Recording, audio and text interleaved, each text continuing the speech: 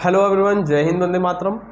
स्वागत है आप सभी का आपके अपने चैनल मनोज सर में। मैं हूं गौरव सिंह और आपके सामने है आज पार्ट नंबर 4। दोस्तों ये क्या है, पार्ट नंबर 4 है हमारा इसमें। और इस पार्ट नंबर 4 में हम जो लाए हैं वो धारा घनत्व और विशिष्ट चालकता में संबंध लेकर आए हैं। ठीक है। और दोस्तों वीडियो शुरू करने से पहले आप हमारे चैनल मनोज सर गुरु मंत्र इंस्टीट्यूट और फिजिक्स टॉपर्स अकेडमी को सब्सक्राइब जरूर कर लें अगर आपने अभी तक नहीं किए हैं तो। देखिए दोस्तों, हमारा इंपॉर्टेंट टॉपिक है जे बराबर धारा घनत्व क्या होता है जे, और विशिष्ट चालकता क्या होती है। यहाँ पर विशिष्ट चालकता होती है सिग्मा। तो आज हम धारा घनत्व जे और विशिष्ट चालकता सिग्मा में संबंध लेकर आए कि इसको हम कैसे निकालेंगे। ठीक है, यानी जे और सिग्मा में आपस में भी एक संबंध होता है, तो वो कितना होता है जरा हम उसको देख लेते हैं। ठीक है, चलिए देखिए। सबसे पहला हम क्या जानते हैं, हम जानते हैं कि हम यहाँ लिखेंगे हम जानते हैं कि, क्या जानते हैं हम, जे बराबर होता है I/A। जे बराबर I/A, ये धारा घनत्व का फॉर्मूला होता है। ठीक है, जे बराबर I/A, परंतु I बराबर V/R होता है। क्या है ये, ओम का नियम है। तो ओम के नियम से I बराबर V/R, तो फिर J का मान कितना हो जाएगा, I की जगह हम लिखेंगे V/R, V/RA हो जाएगा। ठीक है, I की जगह हमने क्या कर दिया, V/R रख दिया है, तो I की जगह V/R हो जाएगा और ये A आ जाएगा। ठीक है, इसके बाद देखिए, परंतु हम क्या जानते हैं, R बराबर होता है ρL/A। तो इस R की जगह पर हम ये मान लिख देते हैं R का, जो कि कितना होता है, ρL/A होता है। ठीक है, तो जैसे हम इसकी जगह रखेंगे तो क्या हो जाएगा, देखिए, तो J बराबर हो जाएगा हमारा V/R। R की जगह लिखेंगे ρL/A इंटू हमारा A, ये वाला है। ठीक है, तो ये लाइन आपको दिख रही होगी, लास्ट लाइन ये नहीं दिख पा रही है आपको, चलिए कोई नहीं, तो मैं इसको ऊपर लिख देता हूँ। यहाँ पर यहाँ कर देते हैं हम, क्या है देखिए, J बराबर V/R, R की जगह लिखेंगे ρL/A और ये वाला इंटू हमारा A। ठीक है, कोई दिक्कत, R की जगह मैंने ये लिखा है। A से ये A कैंसिल हो जाएगा, तो यहाँ से J बराबर हो जाएगा V/ρL। इसको हम चाहे तो ऐसा भी लिख सकते हैं 1/ρ इंटू V/L, ऐसा लिख सकते हैं या नहीं लिख सकते हैं, हम लिख सकते हैं ना। इसके बाद देखिए J बराबर ये 1/ρ क्या लिखा है, देखो ये क्या लिखा हुआ 1/ρ, रो क्या है यहाँ पर, विशिष्ट प्रतिरोध है, और विशिष्ट प्रतिरोध का क्या लिखा हुआ है 1/ρ, यानी विशिष्ट प्रतिरोध का व्युत्क्रम। और विशिष्ट प्रतिरोध के व्युत्क्रम को हम क्या बोलते हैं, इसे हम विशिष्ट चालकता बोलते हैं, जो कि क्या होता है, सिग्मा होता है। तो ये जो लिखा हुआ 1/ρ, इसको हम सिग्मा लिख सकते हैं। और दोस्तों ये लिखा हुआ है V/L। ठीक है, और मान लीजिए चालक जो है, चालक की लंबाई कितनी है, मान लीजिए L लंबाई है इस चालक की। क्या है L लंबाई, चालक की क्या है, L लंबाई है। ठीक है, और इसके सिरों पर जब हम विद्युत क्षेत्र लगाएंगे, क्या लगा देंगे, विद्युत क्षेत्र, यानी पहले हम क्या लगाएंगे, विभवांतर लगाएंगे V वोल्ट का। मान लीजिए V वोल्ट का विभवांतर लगाने से इसके चारों ओर क्या स्थापित हो जाएगा, विद्युत क्षेत्र E स्थापित हो जाता है। तो दोस्तों यहाँ पर हम V/L को क्या लिख सकते हैं, E लिख सकते हैं। तो J बराबर सिग्मा और V/L को हम E लिख सकते हैं। क्या लिख सकते हैं, E। तो यहाँ पर देख लीजिए क्या लिखा है मैंने, J बराबर सिग्मा E, और यहाँ लिख देंगे क्योंकि हम जानते हैं E बराबर V/L होता है। तो यहाँ V/L को हमने E लिख दिया, विद्युत क्षेत्र की तीव्रता होती है। ठीक है, यानी विद्युत क्षेत्र होता है V/L, और जैसे हमने V/L को E किया तो रिलेशन आ गया J बराबर सिग्मा E। दोस्तों यही होता है हमारा धारा घनत्व J और विशिष्ट चालकता सिग्मा में संबंध। J बराबर सिग्मा E, इस तरीके से आपको ये याद रखना है। ठीक है, तो यही हो जाता है हमारा फाइनल रिजल्ट, और हमारा ये टॉपिक हो गया है से ख़त्म। इसके बाद देखिए दोस्तों, इसमें आपको कोई दिक्कत नहीं आएगी, बहुत ही आसान सा डेरिवेशन है, कुछ नहीं करना है, बस आपको जितने भी इस चैप्टर में फॉर्मूले जो आपने पढ़े हैं उन सभी को अप्लाई कर देना है। जैसे जैसे फॉर्मूले आज चले जाएंगे वैसे उसकी जगह अप्लाई करते चले जाओ, और एक दो बार आप प्रैक्टिस करेंगे तो बिल्कुल आराम से समझ में आएगा। ठीक है, चलिए इसके बाद लेते हैं हम अगला टॉपिक। तो देखिए अगला टॉपिक जो है दोस्तों हमारा है विद्युत सेल। क्या है? विद्युत सेल। अब हम चलते हैं विद्युत सेल की तरफ।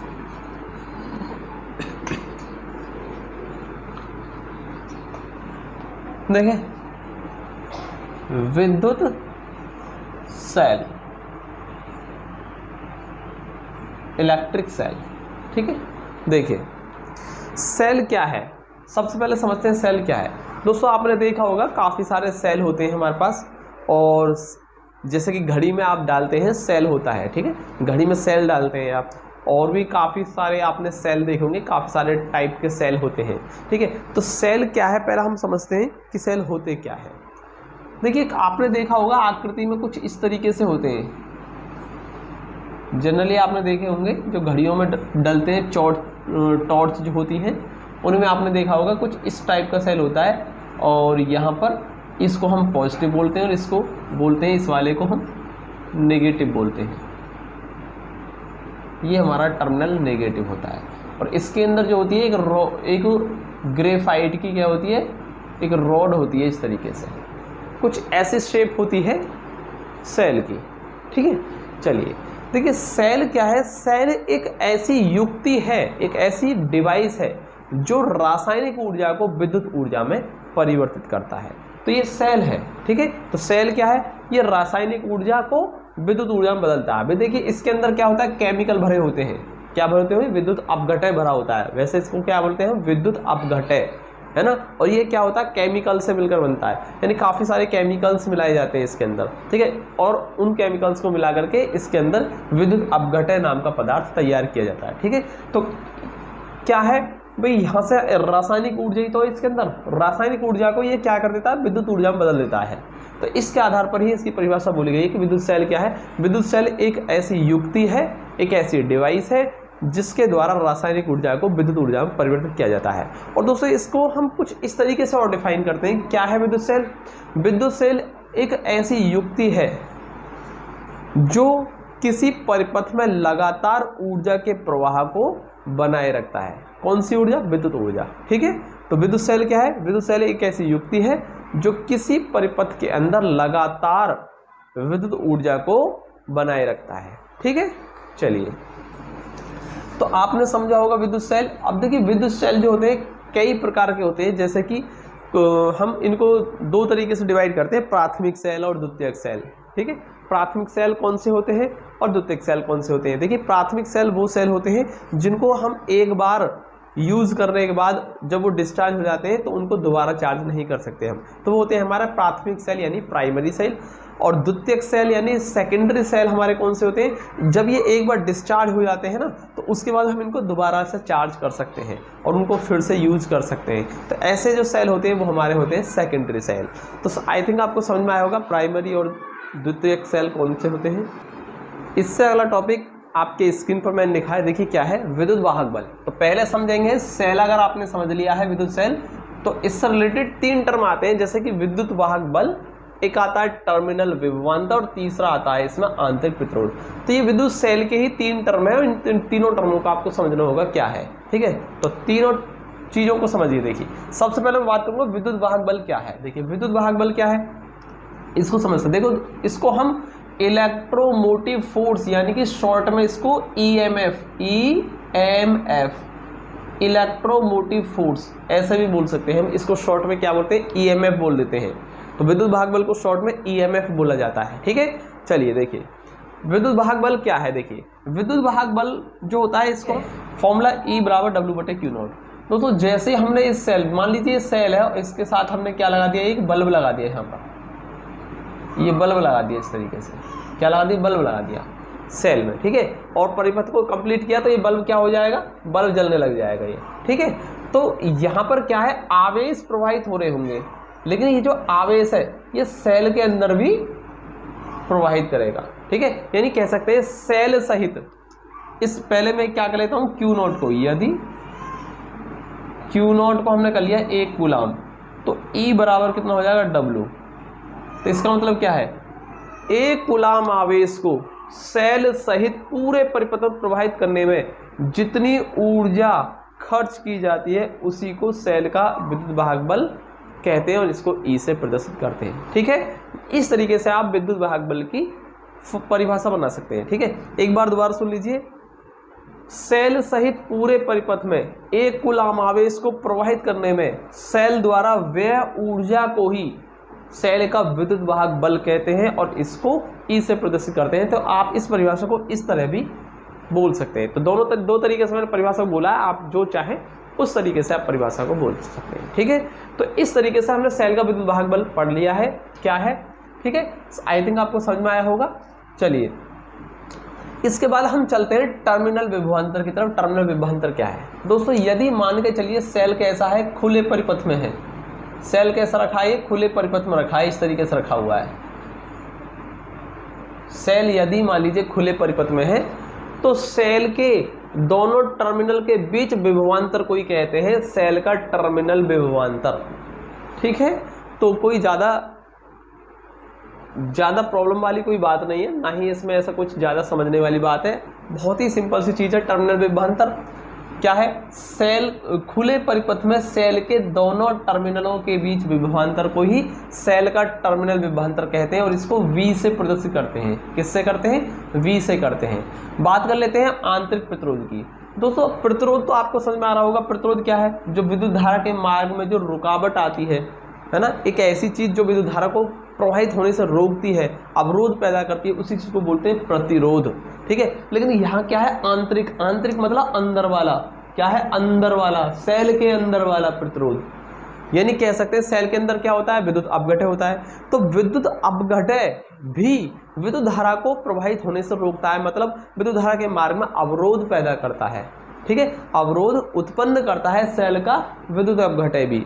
ठीक है, तो इसके कारण ही सेल के अंदर क्या आ जाता है? आंतरिक प्रतिरोध होता है। ठीक है, तो कैसे कह सकते हैं हम सेल का आंतरिक प्रतिरोध? परिभाषित कैसे करेंगे? सेल का विद्युत अपघटय विद्युत धारा के मार्ग में जो रुकावट उत्पन्न करता है, अवरोध उत्पन्न करता है, उसे सेल का आंतरिक प्रतिरोध कहते हैं। और सेल के आंतरिक प्रतिरोध को हम स्मॉल r से प्रदर्शित करते हैं। देखिए कैपिटल R क्या है? बाह्य प्रतिरोध। जो आपने अलग से प्रतिरोध लगाया है बाह्य, है ना, उसको बोलते हैं कैपिटल R। उस प्रतिरोध को कैपिटल R से प्रदर्शित करते हैं। लेकिन यहाँ पर ये कैसा है? सेल के अंदर का विद्युत अपघटय के कारण सेल के अंदर का प्रतिरोध है, इसलिए इसको हम स्मॉल r से प्रदर्शित करते हैं। तो ध्यान रखिएगा, जहां भी स्मॉल r लिखूं मैं, सेल का आंतरिक प्रतिरोध है, और जहां मैं कैपिटल R लिखूं, समझ जाइए ये कैसा है? बाह्य प्रतिरोध है। तो इस तरीके से मैंने आपको तीनों टर्म बताए हैं। क्या क्या है इसमें? विद्युत वाहक बल EMF भी बताया, टर्मिनल विभवांतर V बताया है, आंतरिक प्रतिरोध R बताया है। तो आई थिंक आपको इतना समझ में आया होगा, कोई भी दिक्कत नहीं है। तीनों परिभाषाएं बहुत आराम से आप समझ सकते हैं। अब इससे जो अगला टॉपिक है वो हमारा कैसा है? कुछ ज़्यादा ही इम्पोर्टेंट है। ठीक है, तो इसको लेते हैं हम। क्या है? देखिए काफ़ी ज़्यादा इम्पोर्टेंट है ये। अभी मैंने क्या बताया? 3 टर्म बताए। क्या? सेल का विद्युत वाहक बल, सेल का विद्युत वाहक बल, कॉमा, एक बताया मैंने अभी आपको टर्मिनल विभवांतर, टर्मिनल विभवांतर, और तीसरा भी बताया मैंने आंतरिक प्रतिरोध। तो लिखेंगे तथा आंतरिक प्रतिरोध में संबंध,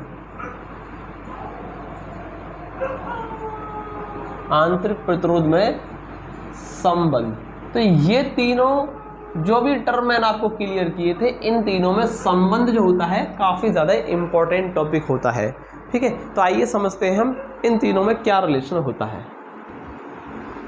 सबसे पहले हम समझते हैं सेल का सिंबल क्या होता है। देखिए सेल जो भी बता रहा था ना अभी मैं, सेल, तो किसी परिपथ में अगर हमको सेल लगाना तो उसको पता है कैसे प्रदर्शित करेंगे सेल को? इस तरीके से, प्लस माइनस, इस तरीके से। लेकिन सेल का क्या होता है? अपना एक आंतरिक प्रतिरोध भी होता है ना, तो उसको हम इस तरीके से दिखाएंगे। ये प्लस माइनस हो गया और ये हो जाएगा हमारा, ये विद्युत वाहक बल E हो गया और ये आंतरिक प्रतिरोध R हो गया। और इसको हम एक बॉक्स में इस तरीके से बंद कर देते हैं, डेड डैश करके ऐसे। तो दोस्तों ये जो सिंबल है यही है हमारा सेल का सिंबल।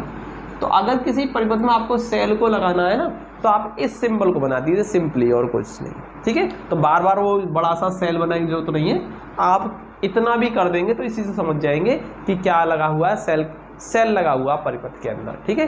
तो आपको इतना समझ में आया होगा, ठीक है। चलिए मैं अब बनाता हूँ तीनों में संबंध के लिए सर्किट बनाता हूँ। पहले परिपथ तैयार करते हैं। देखिए ये एक सेल है, ठीक है, इस सेल को हमने लगाया है, ठीक, और इसमें हमने एक बाह्य प्रतिरोध लगा दिया। यहाँ नहीं बना रहा मैं, यहाँ बनाऊंगा इसको, यहाँ से छोड़िए क्योंकि लिखने के लिए स्पेस कम रह जाएगा, मैं यहाँ बना रहा हूँ दोबारा से।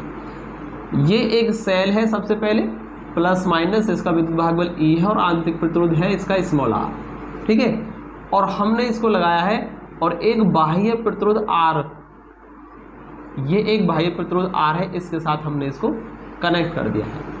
इसके साथ साथ मैंने यहाँ पर एक एमीटर और लगा दिया, यहाँ पर धारा के मान को पढ़ने के लिए मैंने एमीटर और लगा दिया यहाँ पर, ठीक है। एक यहाँ पर आप चाहे तो कुंजी लगा सकते हैं, कुंजी लगा सकते हैं, ये बाह्य प्रतिरोध कैपिटल आर है, ठीक है। अब इस आर के सिरों पर मान लीजिए विभवांतर कितना है, इसके सिरों पर कुछ ना कुछ विभवांतर भी होगा, तो हमने यहाँ पर एक वोल्ट मीटर लगा दिया V, और यहाँ से हम क्या माप लेंगे, इस आर के सिरों पर विभवांतर V को नाप लेंगे, जो कि क्या है, V है, ठीक है। चलिए अब देखिए विद्युत, ये सेल बन गया ना, ये सेल बन गया। अब इस सेल से धारा प्रवाहित होगी और धारा किधर जाएगी, इधर जाएगी, इधर से निकलेगी, हमेशा प्लस टर्मिनल से विद्युत धारा को निकलता हुआ आप शो करेंगे, ठीक है। तो इस तरीके से विद्युत धारा I प्रवाहित होगी इस परिपथ के अंदर, ऐसे, ठीक। धारा कितनी है उसको तो यहाँ पर मेजर कर लेंगे एमीटर में, और इसके सिरों पर कितना विभवांतर है इसको हम वोल्ट मीटर B से मेजर कर सकते हैं, ठीक है। तो इस तरीके से मैंने आपको यहाँ पर एक परिपथ दिखाया है। अब देखिए तीनों में हम संबंध निकालेंगे, सेल का विद्युत भागबल E, टर्मिनल विभवांतर V और आंतरिक प्रतिरोध स्मॉल r में संबंध निकालेंगे। तो सबसे पहले देखिए जब यहाँ से धारा प्रवाहित होगी तो सेल द्वारा कुल कितना कार्य किया जाएगा, अर्थात यह कह सकते हैं कि सेल द्वारा कुल कितनी ऊर्जा व्यय होगी, ठीक है। चलिए मान लीजिए सेल का विद्युत भागबल कितना है, E है, सेल का विद्युत भागबल कितना है, E है, और Q आवेश को प्रवाहित करने में, परिपथ के अंदर Q आवेश को प्रवाहित करने में W कार्य होता है, Q आवेश को प्रवाहित करने में W कार्य होता है। तो दोस्तों यहाँ पर हम क्या निकाल सकते हैं, किया गया कार्य W बराबर क्या निकालेंगे, W बराबर EQ निकाल सकते हैं, यानी कुल कितना कार्य होगा, EQ। तो हम लिख सकते हैं सेल द्वारा कुल व्यय ऊर्जा, कुल कितनी ऊर्जा व्यय होगी सेल द्वारा, कितनी होगी, W बराबर EQ लिख सकते हैं। परंतु हम क्या जानते हैं, Q बराबर IT होता है। यदि मान लीजिए Q आवेश किसी परिपथ के अंदर T समय तक प्रवाहित होता है तो दोस्तों वहां से Q बराबर कितना हो जाएगा, IT हो जाएगा। ये वही फॉर्मूला I बराबर Q/T विद्युत धारा की परिभाषा से है ना, विद्युत धारा के फॉर्मूले से I बराबर Q/T से हमने Q बराबर IT लिख लिया है। तो जब इसको Q की जगह मैं लिख दूंगा तो कुल कार्य W कितना हो जाएगा, E और IT हो जाएगा। और दोस्तों यही होगी हमारी इक्वेशन नंबर फर्स्ट, ठीक है। चलिए अब देखिए यहाँ से हमारा, देखिए यहाँ से विद्युत धारा निकलेगी और इस R के सिरों पर कुछ विभव पतन होगा, यानी R के सिरों पर कुछ ना कुछ क्या होगा, विभवांतर आएगा। सपोज V है और हमने R के सिरों पर विभवांतर क्या मान लिया, V मान लिया है, ठीक है। तो कहने का मतलब ये है कि इस R में कितनी विद्युत धारा, या कह सकते हैं कुल कितनी ऊर्जा खर्च होगी, ठीक है। तो कह सकते हैं सेल द्वारा बाह्य परिपथ R में, बाह्य परिपथ में व्यय ऊर्जा कितनी होगी, हम उसको निकालते हैं पहले, ठीक है। तो विद्युत सेल के बाहर कुल कितना कार्य किया जाएगा, W, बाहर कह रहे हैं ना, हम बाहर को लिख देंगे एक्सटर्नल, EXT मतलब एक्सटर्नल, ठीक है। यानी कह सकते हैं R, कुछ विद्युत धारा इस R के सिरों पर भी विभव पतन होगा, नहीं होगा, अर्थात कुछ ऊर्जा R के लिए भी खर्च हो जाएगी, यानी R के अक्रॉस क्या हो जाएगी, कुछ ऊर्जा खर्च हो जाएगी। तो सेल के बाहर कुल कितना कार्य किया जाएगा, ठीक है। तो हम निकाल रहे हैं विद्युत सेल के बाहर किया गया कार्य W एक्सटर्नल कितना होगा, भाई इसके सिरों पर विभवांतर तो V है ना हमारा, तो यहाँ पर हम विद्युत वाहक बल E ना लिखकर क्या लिखेंगे, V लिखेंगे, VIT लिखा जाएगा। इसमें क्या लिखा जाएगा, VIT लिखा जाएगा। दोस्तों यहाँ पर हम EIT नहीं लिखेंगे क्योंकि सेल का विद्युत वाहक बल है ये। तो अब हम निकाल रहे हैं R के सिरों पर, ठीक है, कुल कितना कार्य किया गया है, तो W एक्सटर्नल हो गया वो, तो उसको लिखेंगे VIT क्योंकि R के सिरों पर क्या है, विभवांतर V है। ठीक है, चलिए इसके बाद देखिए, यदि मान लीजिए सेल के अंदर कुल कितना कार्य किया जा रहा है उसको हम देखेंगे, तो कैसे निकालेंगे। भाई देखो सेल का अपना भी क्या है, एक आंतरिक प्रतिरोध है ना, तो कहने का मतलब ये कुछ विभव पतन आपका सेल के अंदर भी होगा, अर्थात इस स्मॉल r के सिरों पर भी क्या होगा, विभव पतन होगा। और मान लीजिए इस स्मॉल r आंतरिक प्रतिरोध के सिरों पर, या कह सकते हैं विद्युत सेल के अंदर विभव पतन कितना हुआ, V डैश हुआ है। मान लीजिए विभव पतन कितना हुआ है सेल के अंदर, सेल के अंदर विभव पतन V डैश बराबर क्या है भाई, V इक्वल टू IR होता है ना, IR आंतरिक प्रतिरोध स्मॉल r में लिख रहे हैं, क्या है प्रतिरोध स्मॉल r है, तो विभव पतन V डैश बराबर IR होगा, होगा नहीं होगा, विभव पतन कितना होगा, V डैश IR के बराबर होगा। तो सेल के अंदर कुल कितना कार्य होगा, तो यहाँ लिखेंगे विद्युत सेल के बाहर, सेल के अंदर, विद्युत सेल के अंदर, अंदर किया गया कार्य, किया गया कार्य कितना होगा, W इंटरनल आंतरिक कार्य यानी इंटरनल कितना होगा। भाई हम उसको VIT ना लेकर क्या लिखेंगे, V डैश IT लिख सकते हैं या नहीं, क्योंकि इसके सिरों पर विभवांतर कितना माना है मैंने, विभव पतन V डैश माना है। और यहाँ से W इंटरनल जो होगा उसका मान कितना होगा दोस्तों, यहाँ से V डैश की जगह हम लिखेंगे I small r into IT, या कह सकते हैं I स्क्वायर RT। ये हो गया हमारा क्या, इक्वेशन नंबर 3। ठीक है, परंतु हम क्या जानते हैं, ऊर्जा संरक्षण के नियम से, ऊर्जा संरक्षण के नियम से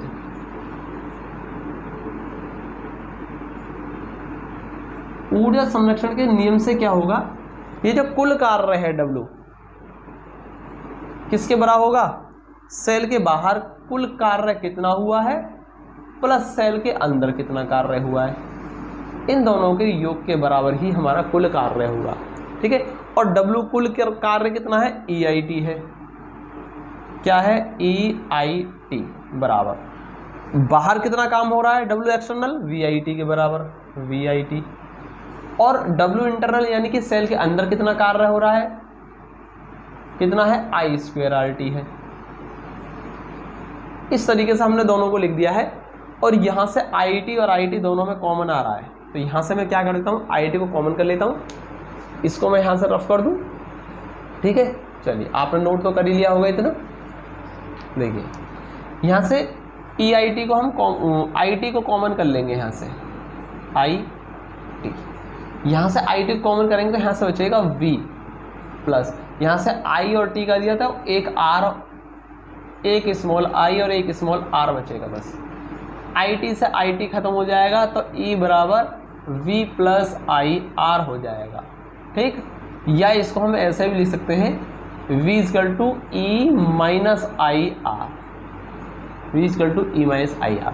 दोस्तों यही होता है हमारा सेल का विद्युत वाहक बल E, टर्मिनल विभवांतर V तथा आंतरिक प्रतिरोध स्मॉल r में संबंध। ठीक है, ये भी और ये भी, सेल का विद्युत वाहक बल, टर्मिनल विभवांतर और आंतरिक प्रतिरोध r में संबंध। तो ये आपको आई थिंक समझ में आया होगा, कोई इसमें ज़्यादा बड़ी समस्या नहीं है। यानी पहले आप निकालेंगे सेल द्वारा कुल कितना कार्य हुआ है, EIT, फिर देखेंगे सेल के बाहर कैपिटल R जो लगा हुआ है आपका बाह्य प्रतिरोध। ठीक है, इसके स्रोत पर मान लीजिए विभव पतन कितना है, V है, तो सेल के बाहर प्रतिरोध में कितना कार्य किया गया है, तो W एक्सटर्नल VIT के बराबर होगा। और कुछ ऊर्जा हमारी R के स्रोत पर भी, यानी कुछ कह सकते हैं विभव पतन कहाँ होगा, स्मॉल r के स्रोत पर भी होगा, अर्थात कुछ कार्य यहाँ भी होगा। तो फिर आंतरिक कार्य निकाल लीजिए आप इसमें, आपने आंतरिक कार्य भी निकाल दिया, ठीक है, वी डैश आई टी, और वी डैश कितना हो जाएगा, वी डैश कितना हो जाएगा, V equal to I R से ओम्स लॉ से आई आर हो जाएगा, और हम इसको इसमें मल्टीप्लाई कर देंगे तो आई स्क्वायर आर टी हो जाएगा। और ऊर्जा संरक्षण के नियम से ये जो कुल कार्य है, बाह्य कार्य और आंतरिक कार्य दोनों के योग के बराबर होगा। हमने इसको कर दिया है, इसके बाद आई टी कॉमन लेकर के दोनों तरफ से काट दिया, और यही आ गया रिलेशन निकल के विद्युत भाग बल, टर्मिनल विभवांतर और आंतरिक प्रतिरोध में संबंध। तो काफ़ी अच्छा और इम्पोर्टेंट है, आप इसको बहुत आसानी से कर सकते हैं। इसको एक बार और घर पे करने की कोशिश करें, ट्राई कीजिए इसको करने की, ठीक है। तो very very most important topic है, इसको जरूर कर लें, ठीक है। तो आगे देखते हैं हम इससे, यहाँ से हम विद्युत धारा का मान निकाल लेते हैं। विद्युत धारा I का मान कितना होगा, ठीक है। देखिए यहाँ से मैं I का मान निकालूंगा, V माइनस के E इजकल टू, ऐसा नहीं कीजिए, इसको एक काम कीजिए, I small r equal to E minus V कर लीजिए। तो आई आर बराबर E माइनस V, इस V को लिख सकते हैं आई आर, भाई V equal to I R होता है, V equal to I R होता है ना ओम के नियम से, तो यहाँ लिख देंगे ओम के नियम से। तो हमने यहाँ पर simply V equal to I R कर दिया है, ठीक है। और इसमें भी स्मॉल आई कर लीजिए, क्योंकि मैंने यहाँ पर स्मॉल आई ले लिया है, तो कोई दिक्कत नहीं है, ठीक है। और चित्र में भी धारा का मान स्मॉल आई ले लीजिए, ठीक है। अब देखिए इन दोनों को पास पास ले आए हम, इस आई आर प्लस के आई कैपिटल आर बराबर हो जाएगा E, और यहाँ से I को कर दीजिए common, small r plus capital R बराबर E, और यहाँ से विद्युत धारा I का मान जो निकलेगा I बराबर E upon capital R plus small r, ठीक है। तो ये होती है विद्युत धारा। सेल द्वारा किसी परिपथ में कुल कितनी विद्युत धारा प्रवाहित होती है I, उसका मान कैसे निकालेंगे हम, E equal to capital R plus small r, ठीक है। तो काफ़ी आसान तरीके से मैंने निकाल दिया, कोई ऐसी दिक्कत नहीं आएगी इसमें। सिंपली आपने V equal to I R Ohm's law से रखा है, I को कॉमन लेकर के बाकी सॉल्व कर दिया आपने, ठीक है। तो काफ़ी इंपॉर्टेंट है, कोई दिक्कत नहीं है इसमें, अच्छा भी है। इसके बाद देखिए अब हम एक काम करेंगे, इसमें क्या करेंगे, आंतरिक प्रतिरोध निकालने का फॉर्मूला भी हम यहीं से निकाल लेते हैं, स्मॉल r का फॉर्मूला, ठीक है। तो देखिए कैसे निकलेगा, आप यहीं से सॉल्व कीजिए इसको, I R equal to E minus V लिख सकते हैं नहीं, ठीक है। आई आर को इधर ले आइए और V को इसमें ले जाइए और घटा दीजिए, और यहाँ से हमें निकालना क्या है, स्मॉल r का मान निकालना है आंतरिक प्रतिरोध। तो E minus V upon I लिख सकते हैं, यानी R बराबर E minus V upon I. तो इस I की जगह फिर से क्या कर दें, I equal to V upon R, I equal to क्या लेते हैं V अपॉन R, और यहाँ लिख देंगे हम V upon R Ohm's law से, ओम्स लॉ। तो ओम्स लॉ से हमने I equal to V upon R कर दिया है। दोस्तों R जो है ये ऊपर मल्टीप्लाई हो जाएगी, capital R E minus V upon V। इतना भी आप इसको छोड़ सकते हैं, या इसको थोड़ा सा और सॉल्व कर दीजिए आप, small r equal to capital R, क्या कर दें, E के नीचे भी आप V को ले आइए, और माइनस यहाँ से इस V के नीचे V कर दीजिए। तो यहाँ से ये कैंसिल हो जाएगा V से V, तो स्मॉल r बराबर हो जाएगा capital R E upon V minus 1 हो जाएगा।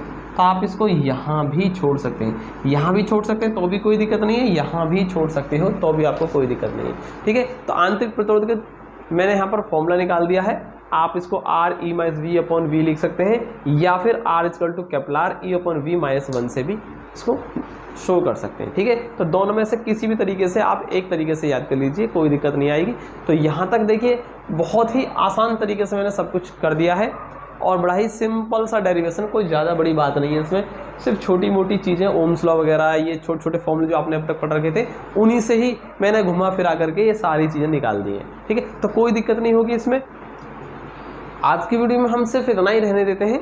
इससे आगे के जो टॉपिक है इम्पोर्टेंट, अगले टॉपिक में हम क्या लेकर आएंगे, जैसे कि सेलों का श्रेणी क्रम, समांतर क्रम और मिश्रित क्रम में संयोजन होता है।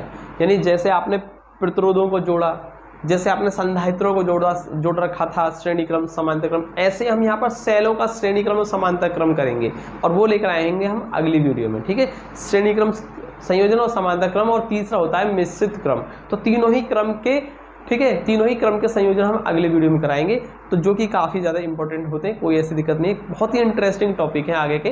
तो आप आप ध्यान से देखते रहिए हमारे चैनल को। मिलते हैं दोस्तों अगले वीडियो में, तब तक के लिए जय हिंद, वंदे मातरम।